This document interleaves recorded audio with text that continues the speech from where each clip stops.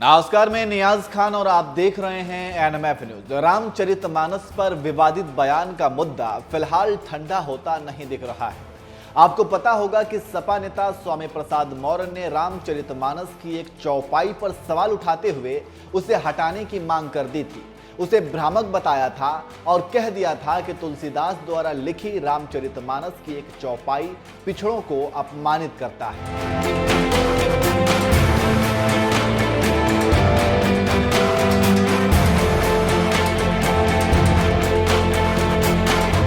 मौर्य के इस बयान के बाद काफी हंगामा हुआ। उनकी बयानबाजी ने यूपी की जातीय राजनीति को हवा दे दी। तब से कोई ना कोई मौर्य के विवादित बयान पर अपनी प्रतिक्रिया देकर मुद्दा को भुना रहा है। वहीं अब आरएसएस प्रमुख मोहन भागवत ने जातीय व्यवस्था पर एक बयान देकर और हड़कंप मचा दिया और इस बयान को आधार बनाकर एक बार फिर से जातीय व्यवस्था पर राजनीति तेज हो गई है और मौर्य ने फिर से रामचरितमानस पर दिए अपने विवादित बयान को दोहरा दिया है। लेकिन इस बार सोशल मीडिया पर लोगों ने उन्हें जमकर खरी खोटी सुनाई है। लोगों ने मौर्य के बारे में क्या कुछ कहा है उसके बारे में हम आपको बताएंगे, लेकिन उससे पहले आपको सुना देते हैं कि मोहन भागवत ने क्या कुछ कहा था। योग्यता एक आहे, मान सन्मान एक आहे, आपलेपणा सर्वांविषयी आहे। कोणीही उच्च नीच नाही। शास्त्रांचा आधार घेऊन पंडित लोक जे सांगत असतात ते खोटं आहे।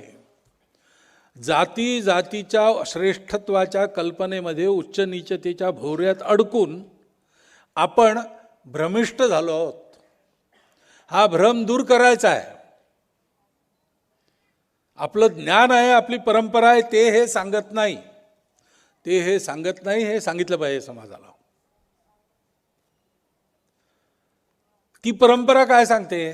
ती परंपरा म्हणते सत्य आणि धर्म, तिसरं कर्म हे सोडून। तो सुना आपने मोहन भागवत ने क्या कुछ कहा है। हालांकि वो मराठी में बोल रहे हैं। मोहन भागवत ने रामचरितमानस विवाद के बीच जातिवाद को लेकर कहा कि हमारे समाज के बंटवारे का फायदा उठाकर दूसरे देश ने आक्रमण किया और बाहर से आए लोगों ने इसका फायदा उठा लिया।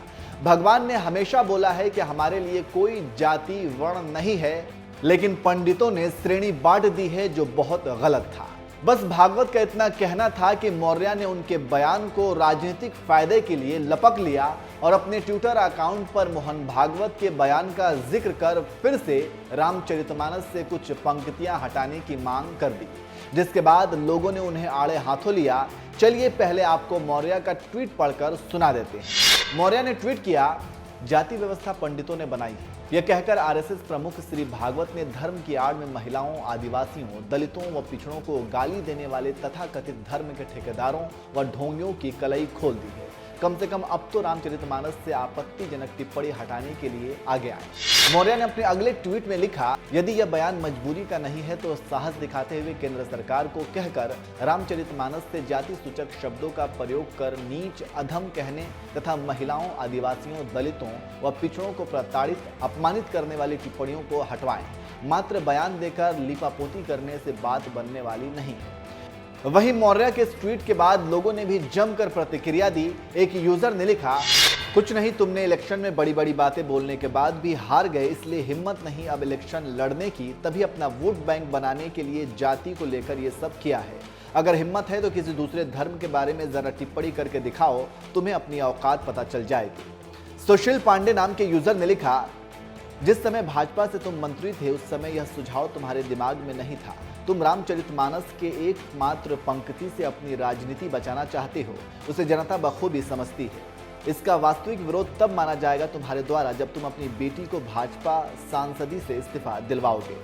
अभय चक्रवर्ती नाम के यूजर ने लिखा, आप अपनी योग्यता दिखाइए कि आप कितने पढ़े लिखे हैं, कितना ज्ञान है आपको हमारे धर्मशास्त्रों का। रामचरितमानस में कुछ भी त्रुटिपूर्ण नहीं है। यदि कहीं त्रुटि है तो वो आपकी मानसिकता में है, क्योंकि आप थाली के बैगन हो, ये सभी को पता है। तो इस तरह से मौर्य के ट्वीट के बाद लोगों ने जमकर उनको लताड़ लगाई है और जातीय आधारित राजनीति करने का आरोप लगाया है। वैसे आप मोहन भागवत के बयान और मौर्य के ट्वीट को कैसे देखते हैं? कमेंट करके अपनी राय जरूर बताएं।